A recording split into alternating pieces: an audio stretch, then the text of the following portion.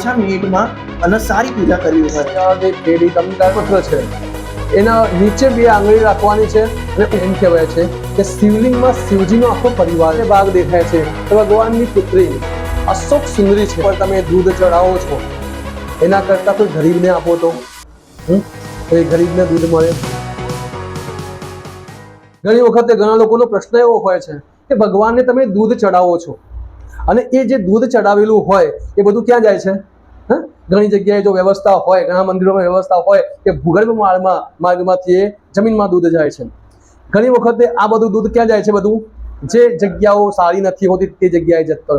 ઘણી વખતે પ્રશ્ન થાય કે ભગવાન ઉપર તમે દૂધ ચડાવો છો એના કરતાં કોઈ ગરીબને આપો તો એ ગરીબને દૂધ મળે।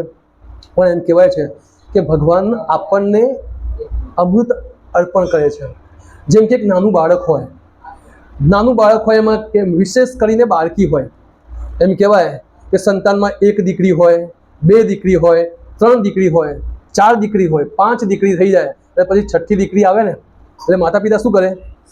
દવાખાનાના બહાર જે પેટી મૂકી હોય ને એમાં શું કરે? એને મૂકી દે કે અમારે જોઈતી નથી। એ ડબ્બામાં પડેલી છોકરી 2-3 દિવસ સુધી ત્યાં પડી હોય, એનો રડવાનો અવાજ બહાર આવે, એ રડતી હોય, કોઈને એના રડવાનો અવાજ સંભળાય અને એને લઈ લે। જો આપણે અત્યારે શ્રાવણના ઉપવાસ કરીએ છીએ, જો આપણે 2, 3, 4 ઉપવાસ એક સાથે કરી દઈએ ને તો અવાજ નીકળતો નથી। ત્યારે એ બાળકીએ 2, 3, 4 દિવસથી કાંઈ ખાધું નથી, છતાં પણ એના રડવાના અવાજથી કોઈ એને લઈ જઈ શકે છે, એનો રડવાનો અવાજ એના શરીરમાંથી નીકળી શકે છે। તો આ શક્તિ એના પાસે ક્યાંથી આવી? તો બાળક નાનું હોય ને ત્યારે ભગવાને જે બ્રહ્મરંધ છે, આ તાળવું છે, ત્યાં એકદમ નરમ ભાગ આપ્યો છે। બાળકની માં મરી જાય ને તો બાળક મળતું નથી। ભગવાન જે બ્રહ્મરંધ છે ત્યાં બ્રહ્મરંધથી શક્તિઓ ભગવાન એ બાળકને સપ્લાય કરતું હોય છે। એટલે ભગવાનની પૂજા કરવા માટે બેસીએ એમ કહેવાય ને કે આપણે જેટલું પણ જમીએ છીએ ને એ બધું શું થાય છે? અમૃત થાય છે અને એ અમૃત ક્યાં જાય? બ્રહ્મરંધમાં જાય છે અને ટીપું ટીપું પાણી આપણી જીભ ઉપર પડે છે ને, બરાબર ને? તો એ પાણી સુકાતું નથી। તો એ અમૃત છે, એ અમૃત સુકાતું નથી। એમ કહેવાય કે ગમે તેવા આંખના રોગ થયા હોય તો વૈદ્યો પાસે જાઓ તો શું કહે? તમે રાત્રે સૂઈ જજો, સવારે તમારું મોઢું ધોયા વગરની જે તમે પહેલું જે લાળ છે તમારી આંખમાં લગાવશો તમને ચશ્મા નીકળી જશે। તો આપણા બ્રહ્મરંધમાંથી જે અમૃત આવે છે એ અમૃત દ્વારા કહેવાય ને કે ભગવાન ટીપું ટીપું અમૃત આપણા ઉપર વરસાદ કરે છે, કોઈ દિવસ રોકતા નથી। તો એ રીતે ભગવાને જેમ ટીપું ટીપું અમૃત આપણા બ્રહ્મરંધમાંથી જીભ ઉપર મૂક્યું છે એમ આપણે પણ ભગવાનને કહી છે ભગવાન શ્રાવણ માસમાં અમૃત સમાન દૂધને હવે તમને ચડાવીએ છીએ। તમે જે અમારા પર ઉપકાર કર્યો છે એના બદલામાં ભગવાન અમે તમને કંઈક અર્પણ કરવા માંગીએ છીએ, એ માટે અમે તમને પંચામૃત અર્પણ કરીએ છીએ। એટલા માટે શ્રાવણ મહિનામાં આપણે પંચામૃત અર્પણ કરીએ છીએ। અને બીજું કે શ્રાવણ મહિનામાં સર્વત્ર જીવાત થઈ જાય અને જે લીલોતરી હોય ને તો ગાયો અને ભેંસો એ ખાતી હોય અને એ ખાય એટલે એનું દૂધ છે ને એ બેક્ટેરિયાવાળું હોય। તો શ્રાવણ મહિનામાં જે દૂધ આપણે પીતા નથી એ દૂધ શું કરવાનું? ભગવાનને અર્પણ કરવાનું હોય છે। તો એનાથી આપણને રોગ ન મળે અને ભગવાનને સાત્વિકતાની પ્રાપ્તિ થાય। એટલે આપણે જેમ અમૂલનું દૂધ અત્યારે પીએ છીએ બધા, એ ભેંસનું હોય, હા, પણ ગાયનું દૂધ ચડાવવામાં આવે એમ કહેવાય સારું, એ ગાયનું દૂધ ચડાવવાથી ભેંસનું, એ તમારા મંતવ્યથી શું બરોબર છે? એમ કહેવાય કે દેશી ગાયનું દૂધ જ ભગવાન શિવ ઉપર અર્પણ કરવું જોઈએ। કારણ કે એમ કહેવાય છે કે ગાયમાં 33 કરોડ દેવતાઓનો વાસ છે। ગાયને સાત્વિક પ્રાણી કહેવામાં આવ્યું છે। એટલે જ્યારે અભિષેક કરતા હોય એટલે માત્ર ને માત્ર ગાયના દૂધથી જ અભિષેક। હા, તો મહારાજ જેમ આપણે અંદર વાત કરી, હવે બહાર આવી મને પ્રદક્ષિણા કરવી છે આપણા શિવજીની। તો ઘણા લોકો શું કરે છે, પ્રદક્ષિણા કરી જેમ કે અહીંયાથી શિવજીને હાથ જોડ્યા, ગોળ ફરીને પાછો અહીંયા આવીને શિવજીને હાથ જોડી લીધા। તો સાચી પ્રદક્ષિણા કઈ છે કે જેમ કે આમ કરીને ફરીને પાછા આવો ઘણા લોકો કહે છે અડધી જ કરવાની, આખી કરવાની નહીં। તો સાચી કઈ છે તમે ચલો ને બતાવો। કે પ્રદક્ષિણા એટલે ભગવાનના આજુબાજુ તમારે ફરવાનું હોય। કોઈ પણ મંદિરમાં જાઓ તમે તો પ્રદક્ષિણાની શરૂઆત હંમેશા ડાબા હાથથી જ કરવાની। તમે કોઈ દિવસ ખોટા નહીં પડો। કોઈ પણ દેવના મંદિરમાં તમે જાઓ તો પ્રદક્ષિણા કરવાની હોય તો તમારો ડાબો હાથ હોય એ ડાબા હાથથી તમારે પ્રદક્ષિણા કરવાની હોય। બીજા બધા ભગવાનની તમે આખી પ્રદક્ષિણા કરી શકો છો, પણ ભગવાન શિવજીનું જ્યાં મંદિર હોય ત્યારે એમનું જે સોમસૂત્ર છે, જ્યાં ઉત્તર દિશામાં પાણી જવાનો જે ભાગ છે એનું તમે ઉલ્લંઘન કરી શકતા નથી। તો તમારે ભગવાનના સામે ઊભું રહેવાનું છે, હાથ જોડવાના છે અને નંદીના પાછળ જવાનું છે। જ્યારે તમે નંદીને જોવો ત્યારે એમ કહેવાય કે તમારા બે આંગળીઓ વચ્ચેથી તમે સીધા જુઓ તો તમને ભગવાન શિવ અને સામે પાર્વતી માતા તમને દેખાશે. ત્યાં ઉભા રહીને તમારે પ્રદક્ષિણા કરતા હાથ જોડવાના છે અને તમારો જે ડાબો હાથ છે એ ડાબા હાથથી તમારે પ્રદક્ષિણા કરવાની શરૂઆત કરવાની છે અને તમારે પ્રદક્ષિણા કરતા કરતા આગળ જવાનું છે. ડાબા હાથથી પ્રદક્ષિણા કરતા કરતા જ્યાં સુધી સોમ સૂત્ર છે ત્યાં સુધી મનમાં ઓમ નમઃ શિવાયના જાપ કરતા કરતા તમારે પ્રદક્ષિણા કરવાની છે. પાછળથી તમારે ભગવાનના દર્શન કરવાના છે. ભગવાનનું જે મુખ છે એના દર્શન પણ તમને અહીંથી થશે. અને એના સિવાય અહીંયા ભગવાનનું સોમસૂત્ર છે, ત્યાં ગૌમુખ હોય, ગૌમુખમાંથી ચડાવેલું જે ભગવાનનું પાણી છે તે આવતું હોય છે. ત્યાં દર્શન કરીને પછી પાછા તમારે ફરવાનું છે. જ્યાં હતા ત્યાં વચ્ચે ભગવાન સામે જઈને ઉપસ્થિત થવાનું છે અને ઉપસ્થિત થયા પછી ભગવાનને પગે લાગીને જ્યાં સુધી આપણે સોમસૂત્રની પ્રદક્ષિણા કરી હતી ત્યાં સુધી આપણે ફરીથી જવાનું છે.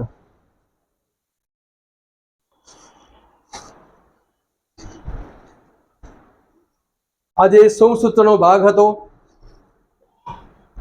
ત્યાં આવીને ભગવાનની પ્રદક્ષિણા કરવાની. આ એક પ્રદક્ષિણા પૂરી થાય છે એટલે એમ કહેવાય કે ભગવાનની પ્રદક્ષિણા પૂજા થયા પછી ભગવાનની પ્રદક્ષિણા કરવી આવશ્યક છે. મહારાજ, જો પીપર ઉપર સ્ત્રીઓ અને પુરુષો જળ ચડાવે છે તો ઘણા લોકો કહે છે કે માત્ર સ્ત્રીઓને જ જળ ચડાવવાનું, કે ઘણા લોકો કહે છે માત્ર પુરુષોને જ જળ ચડાવવાનું. તો તમારું એમાં શું કહેવું છે? જો એમ કહેવાય છે કે પીપળાના વૃક્ષમાં મૂળ તો બ્રહ્મરૂપાય, મધ્ય તો વિષ્ણુરૂપિણ, અગ્રત શિવરૂપાય, એ ત્રણ દેવોનો વાસ પીપળાના વૃક્ષમાં છે. એના સિવાય આપણા તમામે તમામ પિતૃઓનો વાસ પણ પીપળામાં છે. એટલે સ્ત્રી અને પુરુષ બંને જણા પીપળાની પૂજા કરી શકે છે. એમ કહેવાય કે પીપળાની પૂજા વિશેષ શનિવારના દિવસે કરવામાં આવે છે. એમ ઘણાને પ્રશ્ન થાય કે શનિવારે પૂજા કરવાથી શું ફળ મળે? તો એમ કહેવાય છે કે શનિવારના દિવસે મહાલક્ષ્મી દેવીનો વાસ પીપળાના વૃક્ષમાં હોય છે. તો સંધ્યાકાળ વખતે જો પીપળાને જળ અર્પણ કરીને ત્યાં દીવો કરવામાં આવે તો લક્ષ્મીજીની કૃપા હંમેશા થાય છે. અને એના સિવાય એમ કહેવાય છે કે રવિવારના દિવસે આપણે પીપળાની પૂજા કરતા નથી. તો એના પાછળની એક કથા છે. ભગવાન વિષ્ણુએ જ્યારે લક્ષ્મીજી સાથે વિવાહ કર્યા ત્યારે લક્ષ્મીજીના મોટા બેન એટલે કે અલક્ષ્મી દરિદ્રતા એમને પણ ભગવાન વિષ્ણુ સાથે લગ્ન કરવાની જીદ કરી. ત્યારે ભગવાને હા પાડી અને કહ્યું કે શનિવારના દિવસે લક્ષ્મીજી મારા સાથે રહેશે અને રવિવારના દિવસે પીપળાના સાનિધ્યમાં અલક્ષ્મી એટલે કે દરિદ્રતા રહેશે. તો એમ કહેવાય છે કે પીપળાનું પૂજન રવિવારના દિવસે કરવામાં આવે તો પીપળામાં રહેલી તમામ નકારાત્મક ઉર્જાઓ દ્વારા વ્યક્તિના જીવનમાં દરિદ્રતાની પ્રાપ્તિ થાય છે. એટલા માટે રવિવારના દિવસે પીપળાના સાનિધ્યમાં જવું ન જોઈએ, પીપળાની પૂજા ન કરવી જોઈએ. જે લોકોને મહાલક્ષ્મીની કૃપા પ્રાપ્ત કરવી હોય એને શનિવારના દિવસે પીપળાની વિશેષ પ્રકારે પૂજા કરવી જોઈએ. તો મિત્રો, હવે આ મંદિર દેખો. આ મંદિર વિક્રમ સંવત 2044 લખ્યું છે અને અત્યારે ઈસવીસન 2024 ચાલી રહ્યું છે. તો વિક્રમ સંવત મહારાજ અને ઈસવીસન આનો વચ્ચે શું અંતર? વિક્રમ સંવત 2044 કહેવામાં આવે છે અને અત્યારે વિક્રમ સંવત 2080 ચાલે છે. તો આ કયું વર્ષ ગણાય અને કેટલા વર્ષ જૂનું છે આ મંદિર? એના વિશે થોડી માહિતી આપો. જુઓ, વિક્રમ સંવત અને આપણું જે ઈસવીસન છે એના વચ્ચે 56 એટલે કે 56 યરનો ડિફરન્સ છે. અત્યારે 2024 ચાલે છે અને એના સામે અત્યારે સંવત 2080 છે. તો આ જ્યારે મંદિર બન્યું ત્યારે 2044માં બન્યું હતું, બરાબર? તો એ મંદિર બને લગભગ આજે 36 વર્ષ થઈ ગયા છે. તો 36 વર્ષ જૂનું આ મંદિર છે. અને તમારે પણ કોઈ વખતે ડિફરન્સ કાઢવો હોય તો આપણી જે વિક્રમ સંવત 2080 છે એમાંથી તમે 56 બાદ કરી લો એટલે 2024 તમને એનો સરવાળો એનો બાદ બાકી મળી જશે. ગણતરી કરવી હોય કે ઈસવીસનમાં અને વિક્રમ સંવતમાં કેટલું અંતર છે તો આપણી જે વિક્રમ સંવત છે એ 56 વર્ષ આગળ ચાલે છે.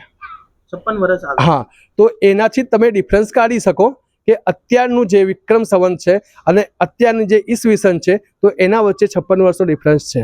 તો એ ડિફરન્સ છે. તો આ વિક્રમ સંવત 2044માં બન્યું હતું એટલે એના હિસાબથી તમે ડિફરન્સ કાઢી શકો છો. હા, ના મહારાજ કોણે બનાવ્યું હતું? આ મંદિર છે એ ડૉક્ટર સુમનચંદ્ર એમની માતાજી સ્વર્ગવાસી ભેનાબા દામોદરદાસ પંડ્યાના સ્મરણાર્થે આ બંધાવ્યું હતું. એનામાં ઘણા બધા બીજા યજમાનો છે કે જે રામચંદ્ર ભગવાનના યજમાન અલગ છે, ભગવાન શ્રી કૃષ્ણના, જલારામ બાપા મંદિરના યજમાનો, માં અંબેના યજમાનો બધા અલગ અલગ છે. બધાના સહયોગથી આ પોલો ગ્રાઉન્ડ વિસ્તારમાં રહેતા તમામ લોકોના સહયોગથી આ મંદિરનું નિર્માણ થયું છે અને આ નિર્માણને 36 વર્ષ પૂરા થયા છે અને 37 વર્ષમાં પ્રવેશ કરવા જઈ રહ્યું છે.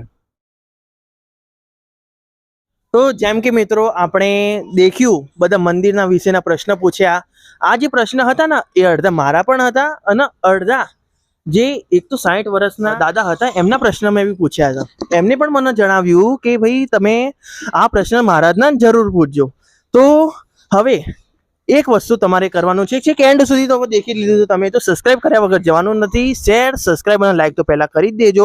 જો ફેસબુકમાં દેખતા હોય તો ફોલો પણ કરી દેજો. તો હવે તમારા જે મનના પ્રશ્ન હોય કે ભાઈ શિવજીના વિશે કોઈ બી પ્રશ્ન પૂછ્યો હોય કે કોઈ બી માતાજીના વિશે કોઈ બી પ્રશ્ન પૂછ્યો હોય તો તમને કમેન્ટ બોક્સમાં જણાવવાનું છે. આપણે 1 મહિના પછી ફરીથી અહીંયા આવશું યા 15 દિવસ પછી પણ જરૂર અહીંયાથી આવશું અને Q&A કરશું. જેમ જ પ્રશ્ન વધારે થશે આપણા જોડે 20 થી 25 પ્રશ્ન થઈ જશે તો આપણે ફરીથી અહીંયા આવશું. જો વધારે પણ થઈ ગયા તો પણ આવશું, એટલે આવવાના તો ખરી જ. 2 પ્રશ્ન અત્યાર સુધી આવી ગયા છે અને બીજા ઘણા બધા જણના પ્રશ્ન હશે જ, તો જરૂર પૂછજો. તો આ વિડીયો કરીએ એન્ડ.